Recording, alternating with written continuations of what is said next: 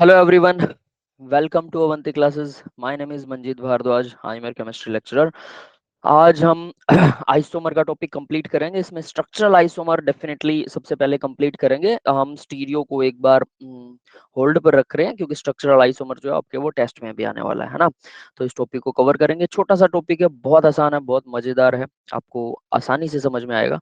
तो चलिए स्टार्ट करते हैं। सबसे पहले isomer. Isomer simple definition isomer की, compound having the same molecular formula but at least one difference, मतलब कम से कम डिफरेंस होता है, one difference in their physical और केमिकल प्रॉपर्टी। उनकी फिजिकल या केमिकल प्रॉपर्टी एक कोई अलग होती है। अब ऐसा क्यों होता है? क्योंकि वो वैसे नहीं है, स्ट्रक्चरल फॉर्मूला सेम है उनका, स्पेशियल फॉर्मूला सेम है, मतलब उनका फॉर्मूला सेम होगा मोलिकुलर, लेकिन वो अंदर से कुछ ना कुछ अलग होंगे। ठीक है, तो इस वजह से उनकी केमिकल या फिजिकल प्रॉपर्टीज अलग होती हैं। जैसे हम इसको करेंगे तो आपको वो बेटर समझ में आएगा। Is known as isomer and the phenomena is known as isomerism. मतलब सिंपल याद रखने का, सीधा एक वर्ड में बताता हूँ, same molecular formula but different chemical और physical property. Molecular formula same होगा, मोलिक्यूल का formula, atoms, number of atoms वगैरह सब सेम होंगे, लेकिन केमिकल प्रॉपर्टीज या फिजिकल प्रॉपर्टीज अलग होंगी। कम से कम एक तो पक्का अलग होगी, एक से ज्यादा भी अलग हो सकती है। उसको बोलते हैं हम आइसोमेरिज्म। अब बात करते हैं क्लासिफिकेशन ऑफ आइसोमेरिज्म की। आइसोमर्स को क्लासिफाई किया गया दो चीजों में, एक है स्ट्रक्चरल आइसोमर, एक है स्टीरियो आइसोमर। इसको सिंपल समझे तो स्ट्रक्चरल आइसोमर क्या होता है? जिसका स्ट्रक्चर अलग है। और स्टीरियो आइसोमर, ये भी स्ट्रक्चर ही है एक तरह का, लेकिन ये स्पेशियल अरेंजमेंट है। मतलब इसको स्ट्रक्चर नहीं कहते हैं, उसकी वजह जनरली इसमें कंफ्यूजन रहती है अभी स्टूडेंट्स को। ठीक है, तो मैं इसको एक लाइन में कवर करूंगा। जैसे मान लीजिए मैं हूं, ठीक है, अगर मेरा स्ट्रक्चर बिगड़ जाए, मेरी शक्ल चेंज कर दी जाए प्लास्टिक सर्जरी से, तो मैं रहूंगा तो मैं ही, लेकिन मेरी शक्ल चेंज हो जाएगी। समझ रहे हो बेटा? ये होता है स्ट्रक्चरल आइसोमर, यानी शक्ल बदल गई। यस, क्लियर है ये बात सबको? Good morning, sir. Good morning बेटा, Yes, good sir. Morning everyone. ठीक है, अब Good morning, दूसरा, sir. गुड मॉर्निंग बेटा, गुड मॉर्निंग टू एवरीवन। अब दूसरा देखिए, स्ट्रक्चर समझ में आया, मतलब मेरी शक्ल बदल जाए, स्ट्रक्चर बदल गया। सोचो मैं जब छोटा था, ठीक है, तो हाइट भी कम थी, ठीक है, शक्ल भी कुछ और थी, बच्चों वाली शक्ल थी, दाढ़ी मुझे भी नहीं आई थी, है ना, बाल भी पूरे थे, अभी तो मैं बाल से गंजा हो रहा हूँ है ना। तो वैसे ही मेरी शक्ल काफी बदल गई। बड़ा होने पर कुछ बच्चों की तो बहुत ज्यादा बदल जाती है शक्ल की, छोटा तो कुछ और ही था, बड़ा होने के बाद बहुत बदल गया। वो है स्ट्रक्चरल आइसोमर, मतलब शक्ल ही बदल गई इंसान की, स्ट्रक्चर बदल गया। एक होता है स्टीरियो आइसोमर। स्टीरियो आइसोमर क्या चीज होती है? इसमें शक्ल नहीं बदलती, इंसान वही रहता है, लेकिन मान लो कि मैं स्टैंडिंग पोजीशन में हूं, ठीक है, और मैं उसके बाद में चेयर पे बैठ जाता हूँ, तो देखो मेरा चेयर पर बैठने पर मेरी कुछ लिमिटेशंस बढ़ जाएंगी। कैसे? कि मैं मान लो क्लास में हूं, आप लोगों की क्लास में, ऑफलाइन क्लास के अंदर मैं चेयर पे बैठ गया, तो कुछ बच्चे जो शरारती बच्चे होते हैं उनको पता है अब सर चेयर पे बैठ गए, हम दिखाई नहीं दे रहे, वो नीचे नीचे शरारतें करना शुरू कर देंगे, क्योंकि मेरी लिमिटेशन हो गई। समझ गए? मतलब मेरी प्रॉपर्टीज बदल गई, केमिकल या फिजिकल प्रॉपर्टी कुछ भी कह सकते हैं। अब पोजीशन खड़ा हो गया हूँ क्लास के अंदर, और अब खड़ा होने का मतलब मैं राउंड लगा सकता हूँ क्लास में, तो वो बच्चे अब थोड़ा सा अलर्ट हो जाएंगे कि सर देख सकते हैं अब सर की हाइट बढ़ चुकी है, किस हिसाब से मैं वही हूँ, लेकिन स्पेस में मेरी पोजीशन बदल गई, स्पेस की पोजीशन। एक तो मैं चल रहा हूँ क्लास में, वॉकिंग कर रहा हूँ, एक मैं क्लास में बैठा हूँ। ठीक है, समझ गए बेटा स्टीरियो आइसोमर क्या होते हैं? ये जनरली बच्चों को समझ में नहीं आते हैं। गुड मॉर्निंग बेटा, गुड मॉर्निंग एवरीवन। क्लियर है भाई ये बात सभी को? स्ट्रक्चरल का मतलब Yes, sir. स्ट्रक्चर ही बदल गया, Yes, sir. और स्टीरियो आइसोमर बंदा वही रहेगा, स्ट्रक्चर नहीं बदलेगा, लेकिन उसकी पोजीशन बदल गई। वो अगर वॉकिंग पोजीशन में था तो अब वो बैठ गया है, सिटिंग पोजीशन में आ गया है, जिससे उसके अधिकार क्षेत्र बदल गए, जिससे उसकी पावर्स बदल गई, और इस वजह से वो अलग प्रॉपर्टी दिखाएगा, उसकी प्रॉपर्टी भी बदल गई, सीधी सी बात है ना। तो ये स्टीरियो आइसोमर की डेफिनेशन बच्चों को नहीं आती है, मैं फिर से बता रहा हूँ, बहुत दिमाग लगाने के बाद में भी डिफरेंस करना मुश्किल हो जाता है, तो इसको ऐसे डिफरेंस अगर आप करेंगे तो बहुत आसानी से हो जाएगा। स्टीरियो आइसोमर का मतलब है कि उसकी पोजीशन स्पेस में बदल गई, या नीचे लिखा भी हुआ स्पेस और 3D, तो पोजीशन स्पेस में बदल गई, stereo isomerism that is called. ठीक है, और स्ट्रक्चर मतलब स्ट्रक्चर बदल गया, शक्ल ही बदल गई। ठीक है, चलिए अब आगे बढ़, अब हम जो फोकस करने वाले हैं डेफिनेटली वो आइसोमेरिज्म स्ट्रक्चर वाले पर फोकस करने वाले हैं। तो 6 तरह का स्ट्रक्चरल आइसोमर होता है: chain isomer, functional isomer, ring isomer, position isomer, metamer, tautomerism. तो देखिए, जो ट्यूटा आइसोमर है और ट्यूटामर है, ये दोनों आपको सीधा सीधा साफ साफ समझ में आएगा, साफ साफ। रिंग चेन मतलब एक तो चेन मिलेगी कार्बन की, दूसरी रिंग मिलेगी कार्बन की। हाँ, वो तो सीधा समझ में आएगा कि ये चेन बना रहा है, ये मोलिकुलर फॉर्मूला सेम होगा, ये याद रख लेना। जब मोलिकुलर फॉर्मूला लिखोगे तो सेम मिलेगा, लेकिन अंदर से तो एक रिंग बना,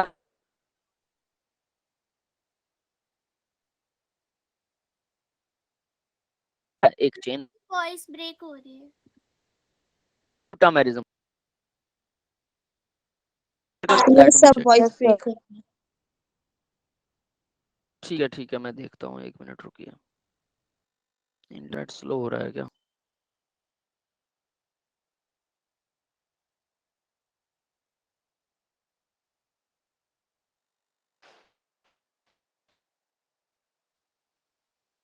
बेटा आई थिंक ठीक है अभी, है ना? Yes sir. Yes yes sir. क्या अभी? के बारे में क्या बता रहे थे, दोबारा बता दीजिए। ठीक है, किस बारे में बेटा? Sir tautomerism. दोबारा बोलिए। ट्यूटामेरिज्म, ठीक है अभी बताता हूँ। ठीक है, तो देखिए वो आगे भी आएगा, डोंट वरी, डिटेल में भी आएगा। ट्यूटामेरिज्म क्या चीज है? ट्यूटामेरिज्म हमेशा एक ही मॉलिक्यूल होता है और वो इक्विलिब्रियम में रहता है, और वो दूसरा मॉलिक्यूल बना लेता है इक्विलिब्रियम में। जैसे केमिकल रिएक्शन होता है, रिएक्टेंट से प्रोडक्ट बनाते हैं।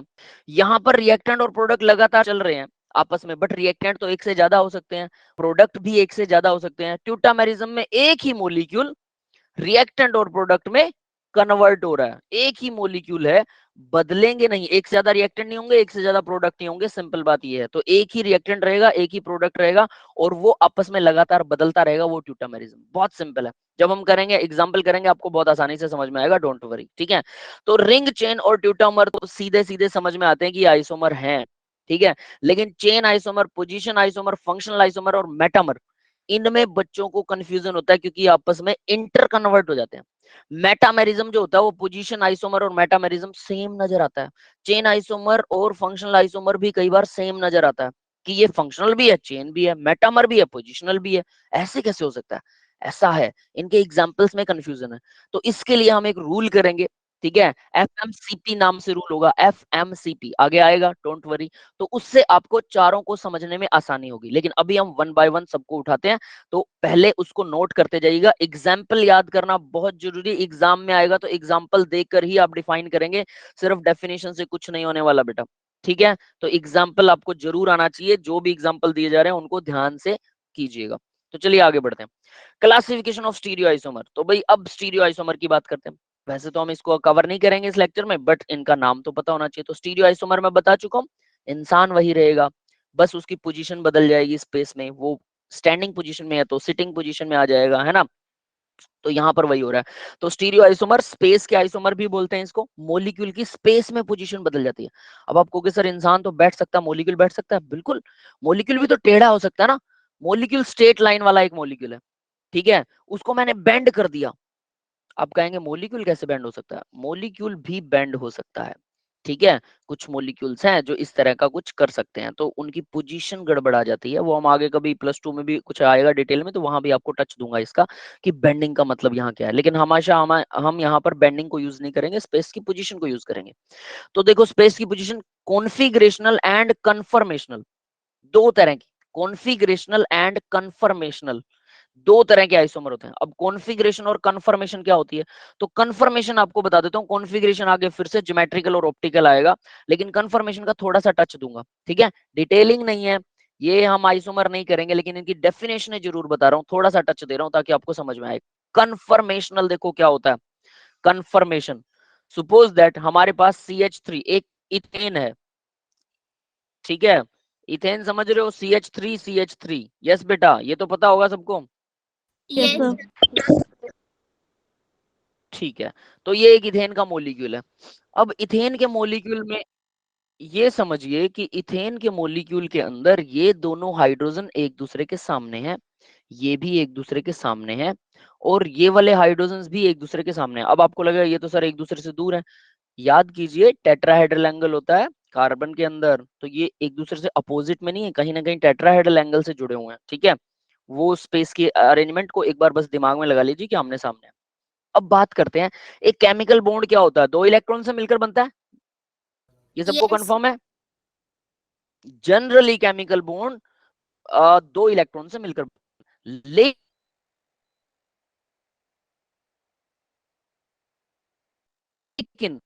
कभी सर आपकी वॉइस फिर से पॉज हो गई।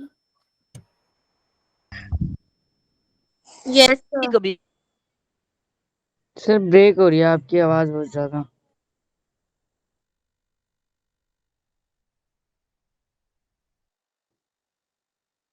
हैं, ठीक है, समझ गया बेटा, मैं देखता हूँ। I don't know why.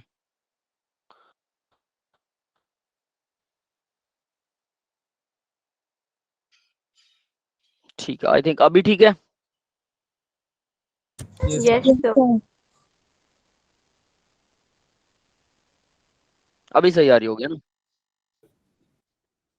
Chemical bond rarely single electron से भी मिलकर केमिकल बॉन्ड बनता है और 3 इलेक्ट्रॉन से मिलकर भी केमिकल बॉन्ड बनता है। तो ये जब कॉन्सेप्ट आएगा आपको +2 में ये करवाया जाएगा कि सिंगल इलेक्ट्रॉन से कैसे केमिकल बॉन्ड बन सकता है और 3 इलेक्ट्रॉन से कैसे केमिकल बॉन्ड बनता है, ठीक है। तो वो हम +2 के अंदर फिर से देखेंगे। तो अब आगे देखते हैं बेटा। तो यहाँ देखिए 2 इलेक्ट्रॉन वाला कॉन्सेप्ट हम लगाने वाले हैं और कुछ नहीं करने वाले। तो 2 इलेक्ट्रॉन के कॉन्सेप्ट के अंदर मैं जो कार्बन कार्बन के बीच में कॉन्सेप्ट है उसको उठा रहा हूँ, ये वाला कॉन्सेप्ट। तो यहाँ पर 2 इलेक्ट्रॉन्स हैं, तो देखिए एक इलेक्ट्रॉन इस कार्बन का, एक इलेक्ट्रॉन इस कार्बन का, ये दोनों इलेक्ट्रॉन्स आपस में दोनों सेंटर्स के बीच में रोटेट कर रहे हैं, रोटेट, क्लियर है। तो इसका मतलब भाई ऐसे से घूम रहे हैं, तो ये कोई रिजिड स्ट्रक्चर नहीं है, सख्त नहीं है। तो सिंगल बॉन्ड के अगेंस्ट, अब ध्यान देना, सिंगल बॉन्ड के अगेंस्ट अगर मैं इस पूरे CH3 को, इस पूरे CH3 को रोटेट करवाना चाहूं तो ऊपर वाला हाइड्रोजन, इसको मैं मान लो हाइड्रोजन नंबर ए दे रहा हूं, और बी नीचे वाला हाइड्रोजन, इसको मैं हाइड्रोजन नंबर बी दे रहा हूं। तो अगर मैं इनको चेंज करना चाहूं तो ये कुछ ऐसे चेंज हो सकते हैं, यहां पर आ जाए बी, यहां पर हाइड्रोजन बी, ठीक है, हाइड्रोजन बी, और वेट, यहां पर आ जाए हाइड्रोजन बी और इस तरफ आ जाए हाइड्रोजन ए, और ये हाइड्रोजन सेम टू सेम रहेगा और ये वाले हाइड्रोजन भी सेम टू सेम रहे। तो क्या हुआ आप लोगों को समझ में आया, ये पूरा स्ट्रक्चर घूम गया। और ये घूम सकता है कि नहीं घूम सकता, क्योंकि सिंगल बॉन्ड है, Yes, 2 sir. इलेक्ट्रॉन से। तो 2 इलेक्ट्रॉन तो आपस में घूम रहे हैं, उसको वो कार्बन को ऐसे रोटेट करने में, ये मेरा पेन है, ठीक है, इस पेन को मैं ऐसे रोटेट कर रहा हूँ, उसको रोटेशन में थोड़ा रोकेंगे, क्यों, क्योंकि ये जो 2 इलेक्ट्रॉन यहाँ जुड़े हुए हैं, ये दोनों इलेक्ट्रॉन आपस में क्या कर रहे हैं, एक दूसरे को अट्रैक्ट कर रहे हैं, दोनों इलेक्ट्रॉन्स एक दूसरे को अट्रैक्ट कर रहे हैं, क्लियर है, और एक दूसरे न्यूक्लियस को अट्रैक्ट कर रहे हैं।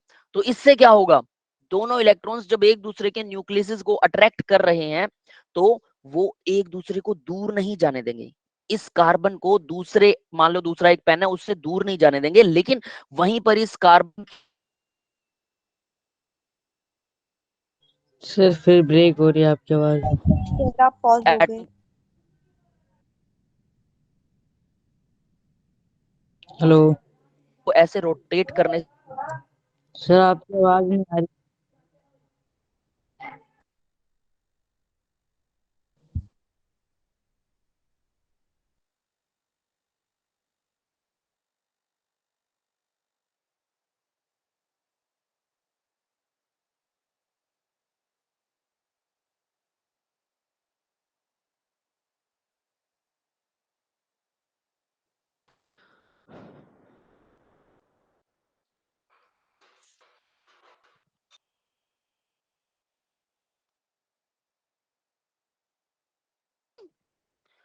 अभी बताइए, अभी सही आ रही है आवाज? Yes. सर। Yes sir. ठीक है, मैंने मेरी पोजीशन बदली है, 1 मिनट रुकिए, शायद रेंज की प्रॉब्लम भी हो सकती है। ठीक है, तो चलिए अब आगे बढ़ते हैं। हाँ, तो मैं क्या कह रहा था कि सिंगल बॉन्ड के अगेंस्ट जो है वो आसानी से, सिंगल बॉन्ड के अगेंस्ट आसानी से रोटेट हो सकता है कार्बन। तो कार्बन रोटेट हो रहा है, उसके साथ CH3 भी रोटेट हो रहा होगा, ध्यान देना, है ना, जो मतलब पूरा का पूरा CH3 का मॉलिक्यूल। तो ये मेरे दो फिंगर, आपको दोनों हैंड दिखाई दे रहे होंगे, तो इन हैंड्स के सामने देखिए, ये मान लो कि दो कार्बन है सेंटर के अंदर और दो हाइड्रोजन भी हैं। तीसरा हाइड्रोजन मैं आपको शो नहीं कर पा रहा हूँ, लेकिन दो हाइड्रोजन भी, आप इन दो फिंगर्स को मेरे हाइड्रोजन मान लीजिए। तो अगर ये आमने सामने है, मैं इसको रोटेट कर दूं तो ये दूर चले गए। यस, ये बात समझ में आ रही है, यस है ना, सबको समझ में आ रही है ये बात? यानी एक CH3 को मैं घुमा रहा हूं जिससे उनके हाइड्रोजन जो वो घूम रहे हैं, ठीक है।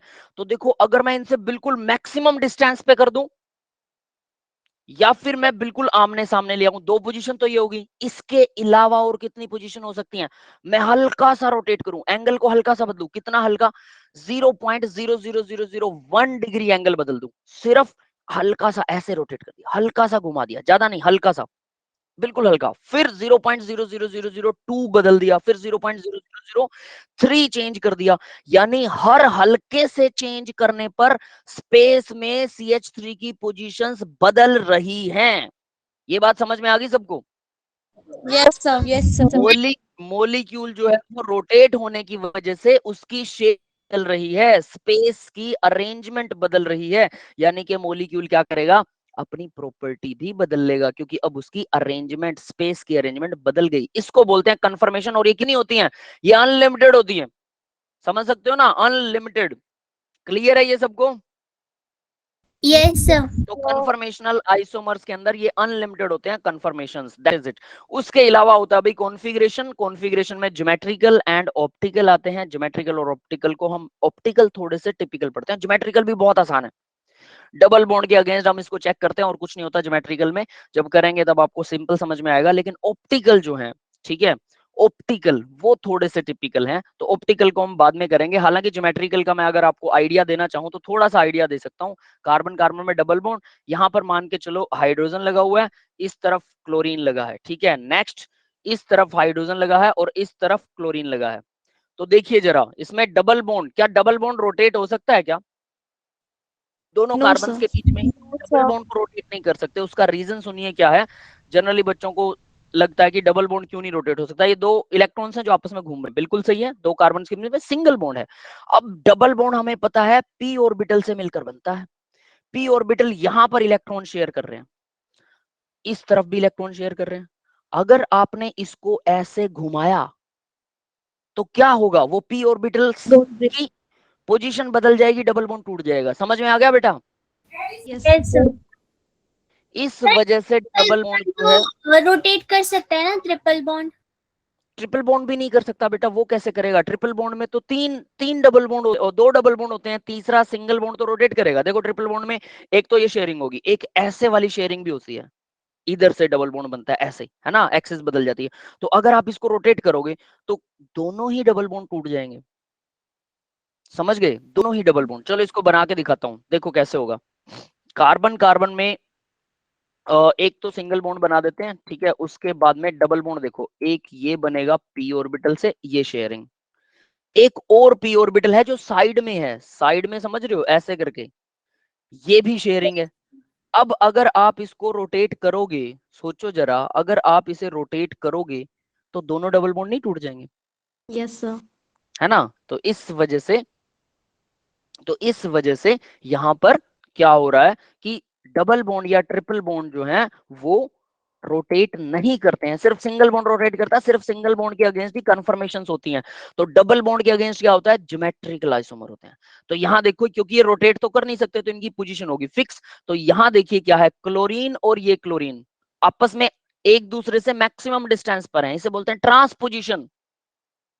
क्लियर है बेटा? और यस सर। हाइड्रोजन और हाइड्रोजन भी एक दूसरे के आमने सामने हैं। चलो मैं इसका कलर चेंज कर देता हूं, हाइड्रोजन हाइड्रोजन एक दूसरे के आमने सामने हैं, तो ये भी, ये इसको बोलते हैं ट्रांस, TRANS, ट्रांस आइसोमर। और सिस, इसी का सिस बनाना हो तो इसी का एक दूसरा मॉलिक्यूल हमें बनाना पड़ेगा जिसमें क्या हो, इस तरफ क्लोरीन ही हो और दूसरी तरफ हाइड्रोजन हो। यानी अब देखो, हाइड्रोजन और हाइड्रोजन एक दूसरे के साइड में है, एक दूसरे की सेम साइड में है, तो इसको बोलेंगे सिस। ये होता है सिस आइसोमर। सिस मतलब एक ही साइड। ट्रांस मतलब एक दूसरे से अपोजिट, और ये रोमन वर्ड है तो ऑब्वियस है ये वैसे ही रहेंगे, ठीक है। क्लियर हो गया? तो ये होता है ज्योमेट्रिकल। ज्योमेट्रिकल सिर्फ इतना ही था, समझ लो ज्योमेट्रिकल कंप्लीट हो गया। फिर इसकी प्रैक्टिस करेंगे, इसके आगे जेड और ई वाले भी आते हैं तो वो सब बाद में करेंगे, ठीक है, +2 के अंदर आएगा वो। तो अभी फिलहाल के लिए ट्रांस और सिस होते हैं, ये ज्योमेट्रिकल आइसोमर है। ज्योमेट्री चेंज हो गई, हमने क्या किया, नंबर ऑफ एटम वही है, स्पेस की अरेंजमेंट के अंदर गड़बड़ हो गई। क्लोरीन पहले किधर लगा हुआ था, ट्रांस पोजीशन पे था, हाइड्रोजन भी ट्रांस पोजीशन, अब हमने क्लोरीन और हाइड्रोजन की पोजीशन बदल दी और ये बॉन्ड तोड़ के ही बनेगा, रोटेशन से नहीं बन सकता, बॉन्ड तोड़ना पड़ेगा सिस और ट्रांस बनाने के लिए। समझ रहे हो ये बात? Yes sir. Yes, है ना? sir. ये हो गया ज्योमेट्रिकल। ऑप्टिकल हम बाद में करेंगे, ये थोड़ा सा मुश्किल लगता है इसको इमेजिन करना। उसके अलावा कन्फर्मेशनल सीधा सिंगल बॉन्ड के अगेंस्ट रोटेशन होती है, तो सभी तरह के एंगल्स में सारी कन्फर्मेशन एक दूसरे से अलग होती हैं, हालांकि वो लगभग सेम होती है, इनमें बहुत कम डिफरेंस होता है सभी में। तो इस वजह से प्रॉपर्टीज में भी बहुत ज्यादा डिफरेंस नहीं मिलेगा, कन्फर्मेशन में लगभग सेम मिलेगी, ठीक है। कॉन्फ़िगरेशंस, अब कॉन्फ़िगरेशनल के अंदर दो पार्ट होते हैं, एक ज्योमेट्रिकल एक ऑप्टिकल। ज्योमेट्रिकल हमने कर लिया, दैट्स इट। तो अब बढ़ते हैं भाई हमारे स्ट्रक्चरल आइसोमर की तरफ। तो यहाँ पर देखिए चेन आइसोमर। स्ट्रक्चरल आइसोमर में पहला आइसोमर है चेन आइसोमर। चेन आइसोमर क्या होता है, चेन में गड़बड़ हो, सिंपल, जैसे एन ब्यूटेन दे रखा है, तो ब्यूटेन क्या होता है, मेथित प्रोब्यूट, 4 कार्बन चेन। 4 कार्बन की सिंपल चेन है। तो यहाँ पर आप CH3 लगा दीजिए, यहाँ CH2 लगेगा, ये CH2 लगेगा, ये CH3 लगेगा, ठीक है। अब वही 2 मिथाइल प्रोपेन है, तो 3 कार्बन की चेन है, सेकंड कार्बन पर मिथाइल ग्रुप लगा हुआ है, ठीक है, ये CH3। तो देखो इनमें नंबर ऑफ हाइड्रोजन और ये CH आएगा। अब देखो दोनों के अंदर नंबर ऑफ हाइड्रोजन और नंबर ऑफ कार्बन काउंट करें तो कार्बन कितने हैं, 4 है यहाँ पे, और हाइड्रोजन कितने हैं, 3 6 और 4 10, ठीक है। इसमें कितने हैं कार्बन, 4 कार्बन है, हाइड्रोजन कितने हैं, 10 है। दोनों का मोलिकुलर फॉर्मूला सेम है लेकिन स्ट्रक्चर अलग है, क्यों, क्योंकि चेन बदल गई। स्ट्रक्चरल आइसोमर है ये, लेकिन चेन बदल गई, चेन में ब्रांचिंग आ गई। क्लियर है भैया? Yes sir. जो दूसरा वाला Yes, उसको sir. आइसो बोलेंगे ना, आइसोप्रोपेन। आइसो वो कॉमन नेम होगा बेटा, आइसोप्रोपाइल, नहीं, आइसोप्रोपाइल। आइसोब्यूटेन, सॉरी, मतलब ये भी तो होता है ना। 1 2 3 4, हाँ 4 कार्बन है, ब्यूटाइल बनेगा, ठीक है, मेथित प्रोब्यूट, आइसोब्यूटाइल अगर ग्रुप है तो, या फिर आइसो ब्यूटेन बोल देंगे क्योंकि ये ग्रुप नहीं है। अगर मैं यहाँ से हाइड्रोजन को इसको ये हटा सर देता हूँ, ब्यूटेन, क्योंकि है ना, हाइड्रोजन अभी तो है। हाँ, अगर ये हाइड्रोजन हटा दे तो आइसो ब्यूटाइल ग्रुप बन जाएगा, वरना ये आइसो ब्यूटेन है, ठीक है। क्लियर है? तो दोनों का नाम जो है अलग हो सकता है डेफिनेटली, लेकिन दोनों का फॉर्मूला सेम है, स्ट्रक्चर अलग है। ये हो गया चेन आइसोमर। अब एक और एग्जांपल इन्होंने दे रखा C6 और H14 का, तो ये हम नेक्स्ट स्क्रीन पे देखेंगे। C6H14 देखिए स्ट्रेट चेन है, एन हेक्सेन, ठीक है, यस सर। और इसको 2 मिथाइल पेंटेन, ये 1 2 3 4 5, 2 सेकंड कार्बन के ऊपर मिथाइल लगा हुआ है, टोटल 5 कार्बन की चेन है, 2 मिथाइल प्रोपेन हो गया, और सॉरी पेंटेन हो गया। ये भी हमारा चेन आइसोमर, क्योंकि चेन में ब्रांचिंग आ गई। चेन में जब ब्रांचिंग आ जाए, चेन पहले वाली सेम नहीं रही, इसको बोलते हैं चेन आइसोमर। याद रखना कीवर्ड, चेन में ब्रांचिंग आ जाए, चेन पहले वाली सेम ना रहे, वो चेन आइसोमर है। अभी आपको लगेगा ये तो बहुत आसान है, मैं इतना फोर्स क्यों कर रहा हूँ, क्योंकि जब आप दूसरे वाला करेंगे ना तब कंफ्यूजन हो जाएगी, ये ध्यान रखना, ठीक है। तो नेक्स्ट देखिए बेटा, पोजीशन आइसोमर। अब पोजीशन की बात करते हैं, तो मैंने पीछे क्या कहा, चेन में ब्रांचिंग आ गई, ठीक है। अब ये पोजीशन आइसोमर में फंक्शनल ग्रुप की पोजीशन चेंज होगी, फंक्शनल ग्रुप की पोजीशन चेंज हो जाएगी, वो पोजीशन आइसोमर होता है। डेफिनेशन देखो, structural isomer in difference to the position in the multiple bond functional group. और ये देखो मल्टीपल बॉन्ड की पोजीशन चेंज हो सकती है, फंक्शनल ग्रुप की पोजीशन चेंज हो सकती है, ठीक है। एल्काइल सब्स्टिट्यूएंट की पोजीशन भी चेंज हो सकती है on the same carbon skeleton parent chain. Parent chain same रहेगी, पेरेंट चेन नहीं बदलेगी, लेकिन एल्काइल ग्रुप जहां लगा हुआ था उसकी पोजीशन अलग होगी। The principal carbon chain remain same in the position isomer, वो सेम रहती है। तो अब देखिए पोजीशन आइसोमर का एग्जांपल है, डबल बॉन्ड फर्स्ट कार्बन पर है, ब्यूट 1 इन, दिखाई दे रहा है सबको बेटा, यस सर। और डबल बॉन्ड की पोजीशन बदल गई, वो सेकंड कार्बन पर आ गया। अब हम कहेंगे सर थर्ड पर भी है, तो मैंने ये आपको पहले बताया, फर्स्ट कार्बन पर अगर डबल बॉन्ड की पोजीशन मानते हैं तो इसका मतलब फर्स्ट और सेकंड वाला इन्वॉल्व है डबल बॉन्ड में। सेकंड बोल रहे हैं तो मतलब सेकंड और थर्ड वाला इन्वॉल्व है, तो वो इन डिफॉल्ट होता है आगे वाला कार्बन के साथ डबल बॉन्ड होता ही होता है, ठीक है। तो इस तरह से पोजीशन बदल गई तो इसका नाम क्या होगा भाई, position isomer, that's it. Example जरूर याद रखना बेटा, डबल बॉन्ड की पोजीशन बदल के बता सकते हो। एक और पोजीशन आइसोमर है, देखो नीचे वाला, फंक्शनल ग्रुप की पोजीशन बदल रहे हैं। OH लगा हुआ है पहले कार्बन पर, 1 2 3, ठीक है। तो पहले कार्बन पर OH है भाई 1 2 3, तो इसको ये भी पोजीशन होगा प्रोपेनॉल, प्रोपेन 1 ऑल। सेकंड देखिए 1 2 3, ये क्या है, ये कार्बन सेकंड पर OH आ गया, सिर्फ OH की पोजीशन बदली है, number of carbon atom in the chain are same, दोनों में 3 3 कार्बन एटम है, दोनों स्ट्रेट चेन है। ऊपर वाले केस में भी ये था, दोनों में 4 4 कार्बन थे, दोनों स्ट्रेट चेन है, गड़बड़ नहीं है। अगर ब्रांचिंग है तो ब्रांचिंग रहे, कोई बात नहीं है, लेकिन सब कुछ सेम रहना चाहिए, सिर्फ डबल बॉन्ड की पोजीशन बदल रही है, सिर्फ OH की पोजीशन बदल रही है। यस बेटा, ये सबको समझ में आया? Yes sir. Yes.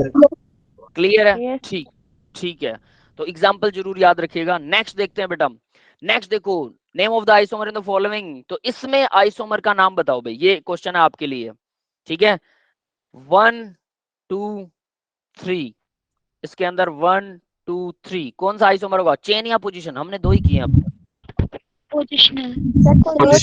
पोजीशनल, क्योंकि कार्बन, यस यस राइट, क्योंकि कार्बन की चेन दोनों में ही 3 3 कार्बन की चेन है, लेकिन एक में NO2 नाइट्रो ग्रुप लगा फर्स्ट पोजीशन पर, दूसरे में नाइट्रो ग्रुप लगा सेकंड पोजीशन पर, दैट्स इट, ठीक है। नीचे वाला एग्जांपल देखो अब जरा, ये थोड़ा सा खतरनाक लेवल का एग्जांपल है। इसमें साइनाइड ग्रुप है, नाइट्राइल, और नाइट्राइल का कार्बन, किसी कार्बन इंक्लूडेड होता है कार्बन की चेन में, याद रख लेना। तो फर्स्ट कार्बन ये हो गया, सेकंड ये हो गया, थर्ड ये हो गया, फोर्थ ये हो गया। अब नेक्स्ट वाला देखो, नेक्स्ट वाले में क्या करा, फर्स्ट कार्बन ये है, सेकंड ये है, तो थर्ड इधर हो सकता है या फिर थर्ड इधर हो सकता है। ये 3 कार्बन की चेन है, ये 4 कार्बन की चेन है। वैसे देखने में लगता है कि ये क्या है, पोजीशन आइसोमर है, साइनाइड की पोजीशन बदल रही है। So that structure. हाँ है ना, यही लगता है।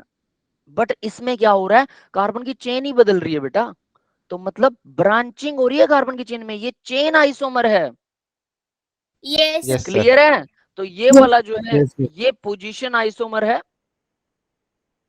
ये पोजीशन वाला आइसोमर था ऊपर वाला, और ये चेन आइसोमर है। चेन आइसोमर क्यों है, ये समझ में आ गया? क्योंकि यहाँ जब चेन को आप नंबरिंग दे रहे हो तो आप हम उस ग्रुप को, उस ग्रुप वाले कार्बन को नहीं छोड़ सकते हैं, वो पहला कार्बन होगा। तो उसके हिसाब से जब नंबरिंग दी तो ये 4 कार्बन की चेन बनी, वो 3 कार्बन की चेन, और उसमें ब्रांचिंग आ गई CH3। Number molecular formula same मिलेगा, नंबर ऑफ कार्बन, हाइड्रोजन और नाइट्रोजन एटम बिल्कुल सेम मिलेंगे दोनों में, लेकिन डिफरेंस होगा ब्रांचिंग में, चेन में ब्रांचिंग आ गई, चेन बदल गई।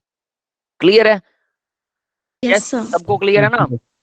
ये डिफरेंस अच्छे से क्लियर होना चाहिए एग्जांपल के साथ, ठीक है। अब आगे बढ़ते हैं बेटा, नेक्स्ट देखो, फंक्शनल आइसोमर।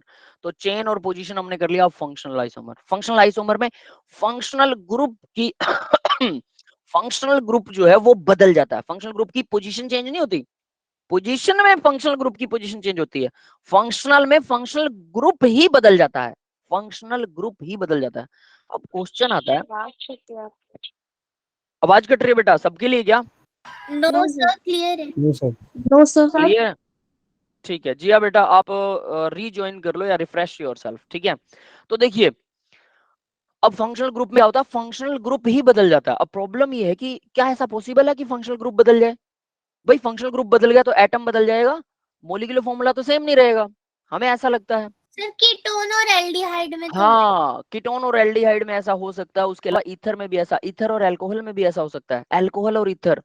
तो अल्कोहल और ईथर देखो, अगर मैं ROR बीच में लगा देता हूँ ऑक्सीजन तो बन गया ईथर, और अगर मैं ROH लगा देता हूँ तो बन गया अल्कोहल। अब मैं कहूं कि इसमें जितने कार्बन और इसमें जितने कार्बन है, ये दोनों R के कार्बन मैंने एक में ही डाल दिए, बस ऐसा कुछ कर सकते हैं, ठीक है। तो इस वजह से यानी फंक्शनल ग्रुप चेंज हो सकता है, नंबर ऑफ एटम भले ही सेम हो, पहली बात तो ये याद रखना। तो यहाँ फंक्शनल ग्रुप ही चेंज हो जाएगा। तो एक तो फंक्शनल ग्रुप कुछ इस तरह के एटम्स में, एल्डिहाइड कीटोन में, या फिर अल्कोहल और ईथर में कन्वर्ट हो सकता है। इसके एग्जांपल अच्छे से याद रखना, अल्कोहल, ईथर, एल्डिहाइड, कीटोन, इसमें चेंज हो सकता है।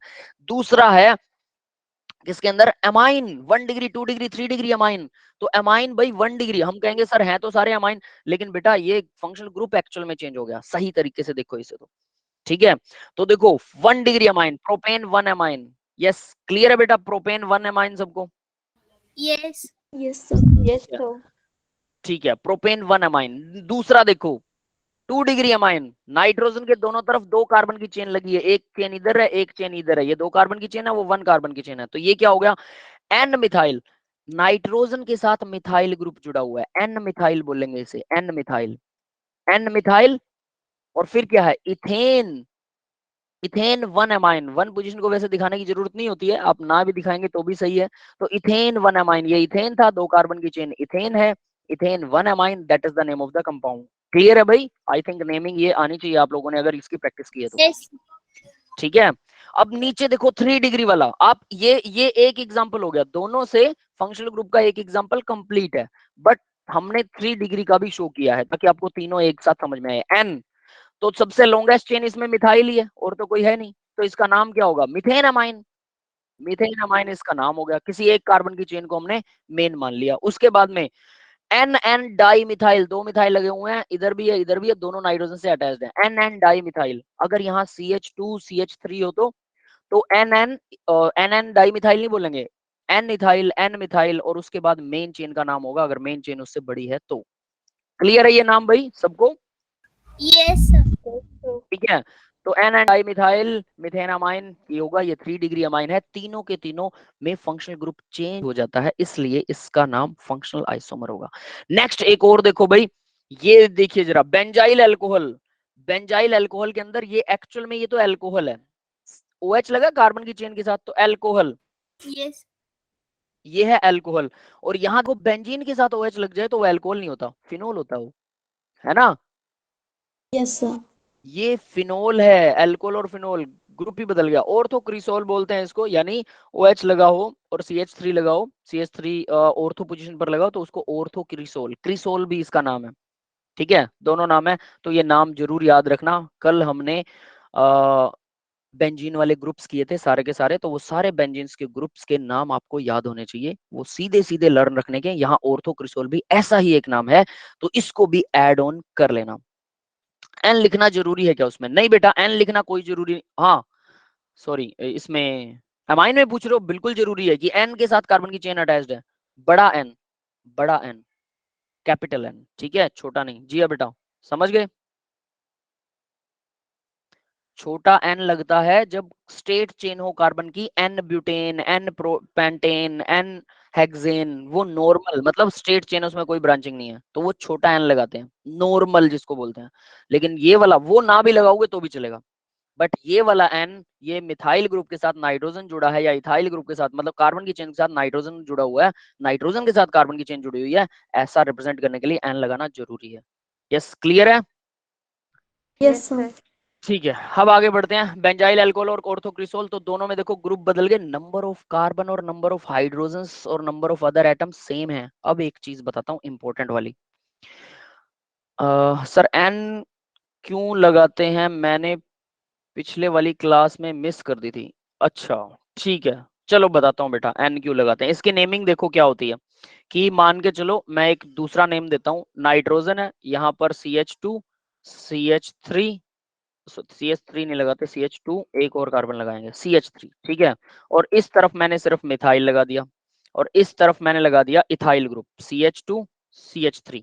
तो इसकी हम नेमिंग करते हैं, तो देखो नेमिंग कैसे होती है। एमाइन है ये नो डाउट, ठीक है, नाइट्रोजन लगाओ, नाइट्रोजन 3 डिग्री वाला, Yes. 3 डिग्री है, ठीक है, मतलब तीनों तरफ नाइट्रोजन के कार्बन है, हाइड्रोजन है ही नहीं इसके पास। तो इसकी नेमिंग कैसे करते हैं? नेमिंग के अंदर सबसे लॉन्गेस्ट चेन ढूंढते हैं। सबसे लॉन्गेस्ट चेन कौन सी है इसमें? 3 कार्बन वाली, Yes. ठीक है, तो इसका नाम होगा प्रोपेन अमाइन, प्रोपेन अमाइन, ठीक है, ये प्रोपेन अमाइन इसका नाम हो गया। अब बात करते हैं इन इन ग्रुप्स को कैसे डिफाइन करेंगे फिर, ठीक है, इसको और इसको। तो ये कौन कौन से ग्रुप है? Methyl and ethyl, And ethyl and है ना? methyl. तो इसका नाम देखो क्या रखते हैं बेटा, एन नाइट्रोजन, क्योंकि ये नाइट्रोजन से जुड़े हैं, नाइट्रोजन से जुड़े हैं, इसलिए इसके आगे लगता है एन, एन के आगे लगेगा इथाइल, इथाइल पहले आएगा ना, फिर उसके बाद में क्या लगेगा, N methyl, N ethyl, N methyl propanamine, that will be the name of the compound. Yes, लेबा बेटा समझ में आ गया? Yes, sir. Thank you, sir. ठीक है, N2 methyl 1 ethyl propanamine. 2 methyl, ये 2 मिथाइल क्यों लगेगा भाई मेगा? और सर मिथाइल तो पहले आएगा नहीं ना, इथाइल आएगा ना। हाँ वो भी ठीक है, लेकिन ये 2 तो लगेगा ही नहीं ना बेटा। एंड ये नाम सही नहीं है मेगा बेटा, करेक्ट इट। जो मैंने सामने लिखा है स्क्रीन पे, इसको चेक करो। नहीं समझ में आ रहा तो बोलो। ठीक है ठीक है, तो चलिए, तो अब ये आपको समझ में आ गया। हाँ, अब मैं जो इंपॉर्टेंट चीज बता रहा था कि जैसे यहाँ तो आपको बड़ा आसान लगेगा ना डिफरेंशिएट करना फंक्शनल, हाँ हाँ समझ में आ रहा है सीधा। आपको क्या लगता है कि पेपर में बैठकर आप बना सकते हो अपने आप एग्जाम्पल? मैं आपको बोलूं कि आप अल्कोहल और इसका अल्कोहल और ईथर वाला एग्जाम्पल बनाओ, नहीं बनेगा पेपर में बैठकर, क्योंकि number of carbon atom, number of hydrogen atom, फिर उसको कंफ्यूज करना, उसको इधर उधर करना, ईथर बनाना, वो मुश्किल काम हो जाएगा। ईथर और अल्कोहल, जैसे मान लो कि मैं अगर ये सिंपल एग्जांपल दूं, तो क्या इस सिंपल एग्जांपल से CH3O CH3 ये बन गया ईथर। इसी से मैं अल्कोहल बनाना चाहूं, CH3 CH2OH ये बन गया अल्कोहल। 2 कार्बन थे, 2 कार्बन है, हाइड्रोजन, नंबर ऑफ हाइड्रोजन और ये सेम है, क्लियर है। लेकिन बेंजीन वाला एग्जांपल बनाना वो मुश्किल हो जाएगा, ये आसान है। ये बात समझ में आ रही है भाई? ये ईथर और ये अल्कोहल, ईथर और अल्कोहल ये भी आइसोमर हैं दोनों के दोनों। इसको बनाना फिर भी आसान है, बट दिमाग में रखना पड़ेगा कि ईथर और अल्कोहल के बीच में ही क्या होती है, फंक्शनल आइसोमर बनता है। यस गाइस, क्लियर है ये बात सबको? तो आपको ये याद रखने पड़ेंगे। देखने में सिंपल लगते हैं बट याद रखने पड़ेंगे, ये सारे के सारे याद रखिएगा। ठीक है, आगे बढ़ते हैं बेटा, चलिए। नेक्स्ट है मेटामर। मेटामर्स क्या होते हैं? अब मेटामर अब आगे पोजीशन को कंफ्यूज करेगा। मेटामर क्या होते हैं, तो इसके यहाँ पर डेफिनेशन भी लिखी हुई है। तो देखो, जिस भी एटम की वैलेंसी कम से कम 2 हो, और वो फंक्शनल ग्रुप हो सकता है, पॉलीवैलेंट एटम हो सकता है जैसे ऑक्सीजन सल्फर जिनकी वैलेंसी 2 है, और फंक्शनल ग्रुप हो सकता है जैसे कार्बोनाइल ग्रुप है, ये रहा कार्बोनाइल ग्रुप, ठीक है। एसिड एनहाइड्राइड, ये रहा एसिड एनहाइड्राइड ग्रुप, ठीक है। ये रहा ईस्टर वाला ग्रुप, ईस्टर या कार्बोक्सिलिक एसिड वाला। वैसे कार्बोक्सिलिक एसिड वाला नहीं बोलेंगे, इसको एस्टर वाला ग्रुप बोलेंगे, क्योंकि दोनों तरफ इसके कार्बन की चेन होनी चाहिए।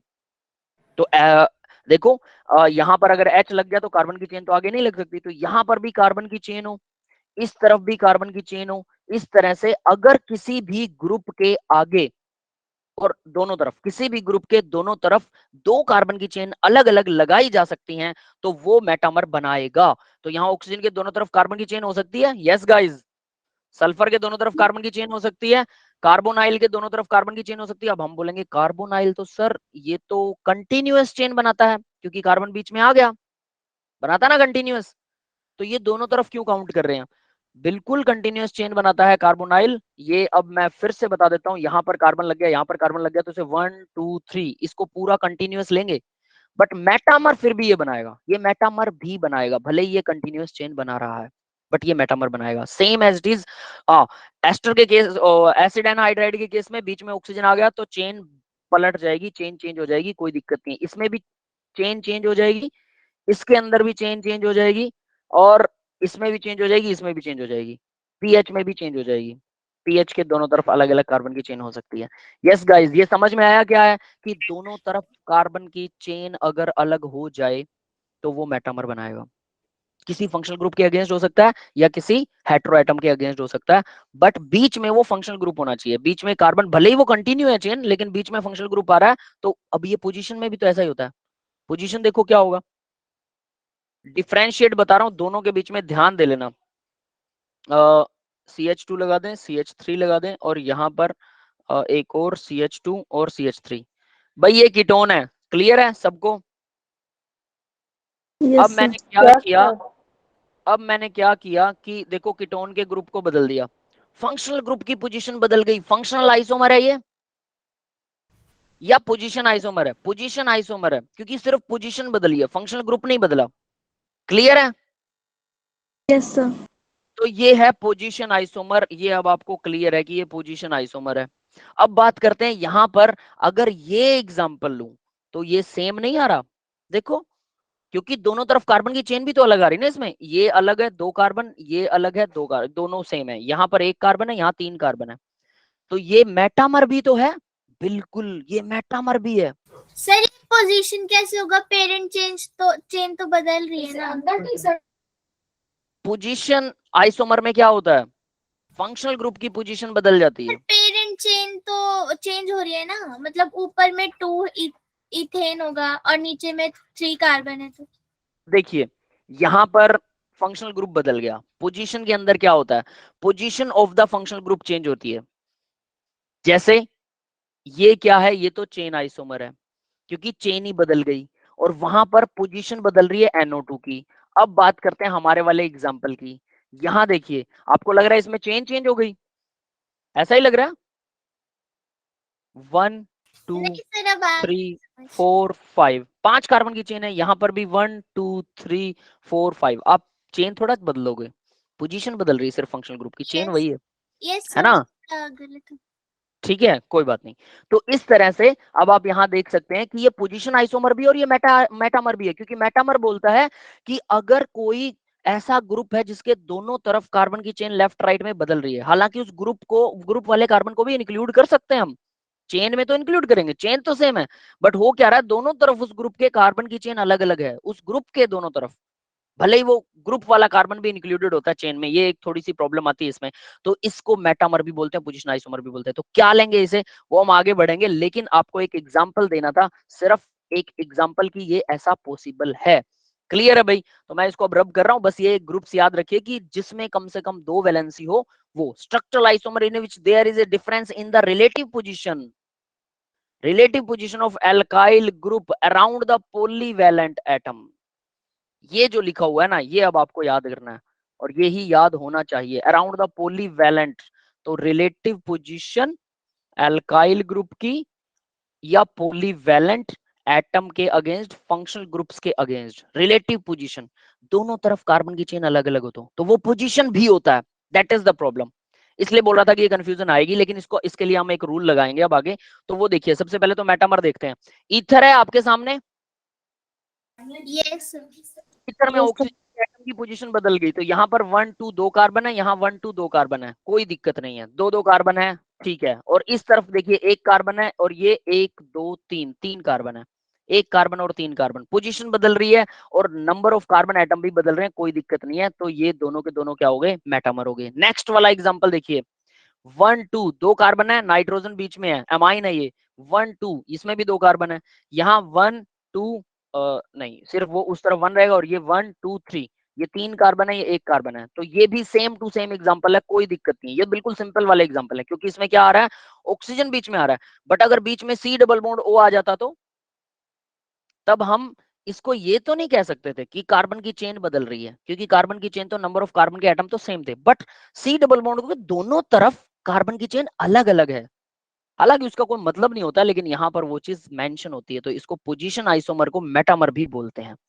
अब फिर अगर दोनों आ जाए तो उसके लिए एक एग्जांपल है भाई, ये आपके सामने है, ये देखिए, FMCP रूल लगाते हैं, FMCP, इसको याद रखना है बेटा, FMCP को। अगर ऐसी पोजीशन आ जाए कि आपके सामने पोजीशन आइसोमर भी बन रहा है और मेटामर भी बन रहा है, तो क्या करें, FMCP को देखो, F का मतलब फंक्शनल आइसोमर सबसे पहले प्रेफर होता है। अगर आपको लग रहा है कि ये मेटामर भी है, फंक्शनल आइसोमर भी है, तो फंक्शनल आइसोमर बोलेंगे, उसे मेटामर नहीं बोलेंगे। मेटामर दूसरे नंबर पर है, तीसरे नंबर पर चेन है, चौथे नंबर पर पोजीशन है। ये ट्रिक है, FMCP कैसे भी याद रख सकते हो, ठीक है, और ये आपको याद रहनी ही चाहिए। क्लियर है?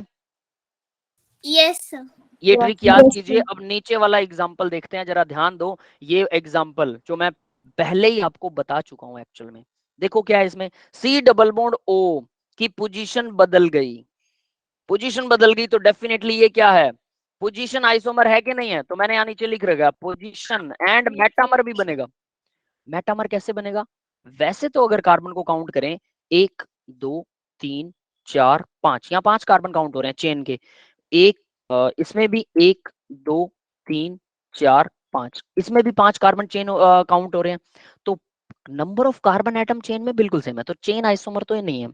फिर पोजीशन आइसोमर है, क्यों, क्योंकि पोजीशन CO की बदल रही है, फंक्शनल ग्रुप की, बिल्कुल सही है। लेकिन एक मेटामर भी होता है, मेटामर में क्या होता है, जो फंक्शनल ग्रुप है अगर उसकी वैलेंसी 2 या 2 से ज्यादा है, तो उस फंक्शनल ग्रुप के दोनों तरफ कार्बन की चेन देखते होते हैं। ये कार्बन की चेन सेपरेटेड नहीं है, ये कंटिन्यूअस है, याद रखना। बट मेटामर कहता है कि सेपरेटेड देखो, नहीं है पर देखो। ठीक है, हो भी सकती हैं, ऑक्सीजन अगर बीच में होता तो हो जाती है ईथर के केस में। क्लियर है ये बात, मेरी समझ में आई सबको अच्छे तरीके से? सर एक चीज, यस सर। हाँ बोलो बेटा। सर यहाँ नेमिंग गलत दी हुई है ना, नीचे जो लिखी हुई है इनकी।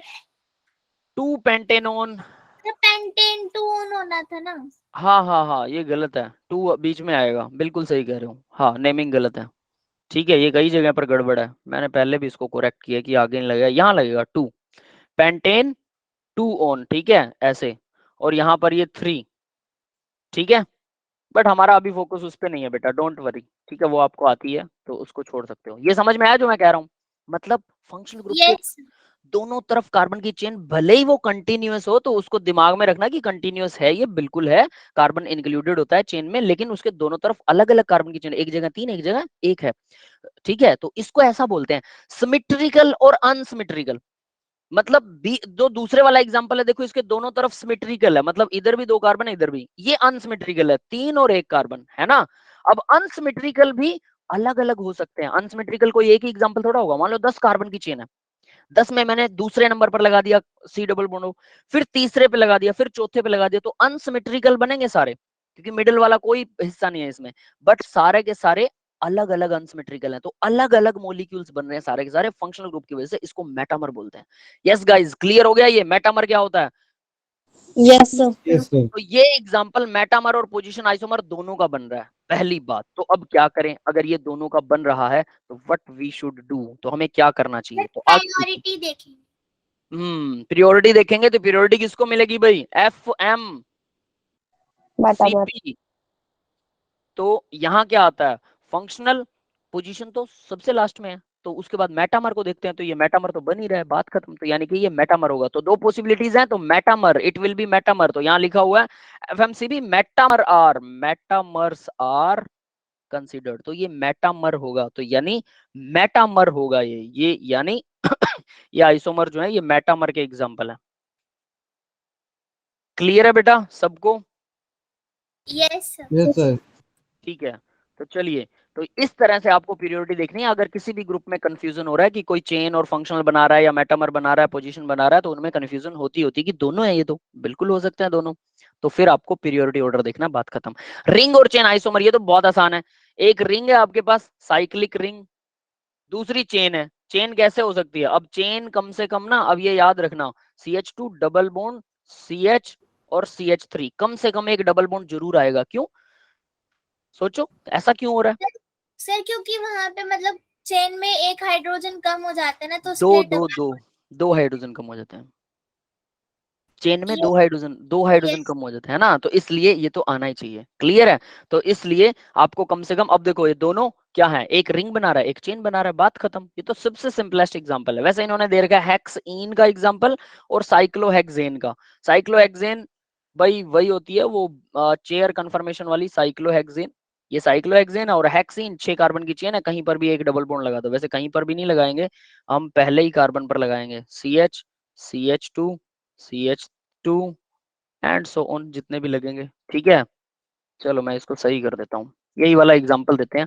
CH double bond CH2 CH2 CH2 CH2, गलत कर रहा हूँ क्या यहाँ भी? रुको,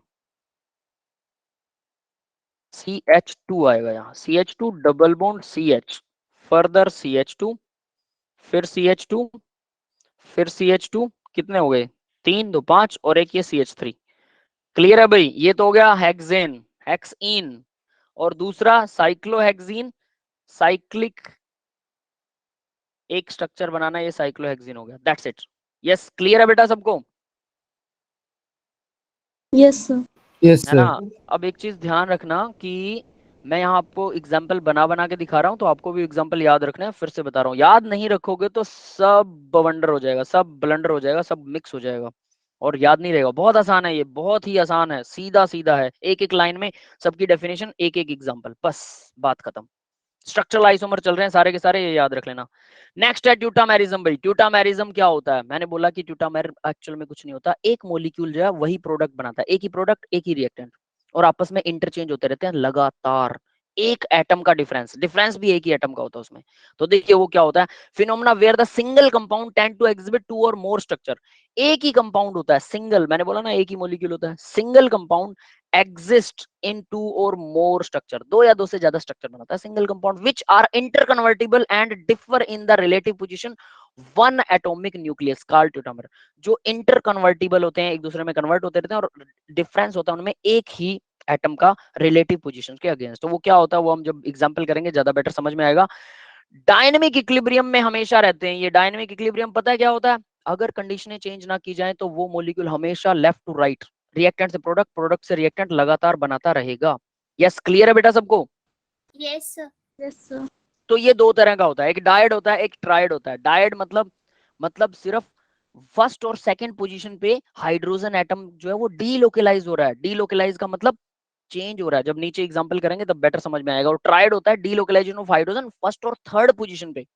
तो डायड और ट्राइड में याद रखना, फर्स्ट और second position hydrogen atom delocalize हो रहा है, हाइड्रोजन एटम अपनी पोजीशन बदल रहा है, और हाइड्रोजन एटम पोजीशन बदलता है जब वन और थर्ड पोजीशन पर, तो ट्राइड हो गया। ठीक है, डायड ट्राइड समझ में आया? क्लियर है बेटा? यस ठीक है, तो अब देखिए डायड को देखिए जरा, डायड क्या होता है। डायड में HCN का एग्जांपल है, ऊपर वाला एग्जांपल मैं बता रहा हूं डायरेक्ट करके, HCN, और ये इंटर कन्वर्ट हो रहा है किसमें? CNH में। तो हाइड्रोजन पहले किसके साथ लगा था? ये देखिए कार्बन के साथ, अभी किसके साथ है? हाइड्रोजन के साथ। तो मॉलिक्यूल बदल गया है ना। और फर्स्ट कार्बन पर लगा हुआ था, अब नाइट्रोजन सेकंड था, अब कार्बन पर नहीं है हाइड्रोजन, अब सेकंड वाले एटम के ऊपर, नाइट्रोजन के ऊपर लग गया। बिल्कुल सिंपल एग्जांपल, CNH, नाइट्रोजन के साथ H लगा दो, आप कैसे भी पढ़ लो उसको, HNC पढ़ सकते हैं, ठीक है, वो भी सही है। यस, क्लियर है सबको ये? Sir yes sir. Functional group क्या बेटा? इसमें फंक्शनल ग्रुप चेंज हो रहा है? आपकी आवाज नहीं आ रही है अंजलि बेटा, यू आर। सर इसमें फंक्शनल ग्रुप भी तो चेंज हो रहा है ना, एक बार मान नाइट्राइल एक बार मान आइसोमर। लिया फंक्शनल ग्रुप, आप हाँ मान सकते हैं ये फंक्शनल ग्रुप चेंज हो रहा है, ठीक है, लेकिन यहाँ क्या हो रहा है, ये मॉलिक्यूल अलग अलग नहीं है, ये है प्रॉब्लम। अलग अलग कैसे नहीं है? पहले तो मॉलिक्यूल अलग अलग होता था, मतलब आपके पास में एक फंक्शनल ग्रुप वाला है, जैसे मान लो CH3 और OCH3 है, ईथर है, फिर उसके बाद में एक और है CH3 CH2 और OH है, अल्कोहल है। तो ये अल्कोहल ईथर से अलग होता है कि नहीं होता? पहले मेरे को ये बताओ। Yes yes sir. होता है अलग। तो क्या अगर मैंने अल्कोहल लिया तो मैं कह सकता हूँ कि मेरे पास ईथर है? मैं कहूंगा नहीं, मेरे पास 100% अल्कोहल है। क्लियर है? Yes yes sir. इस मॉलिक्यूल में अगर आप HCN लेते हो तो आप नहीं कह सकते कि आपके पास सिर्फ HCN है।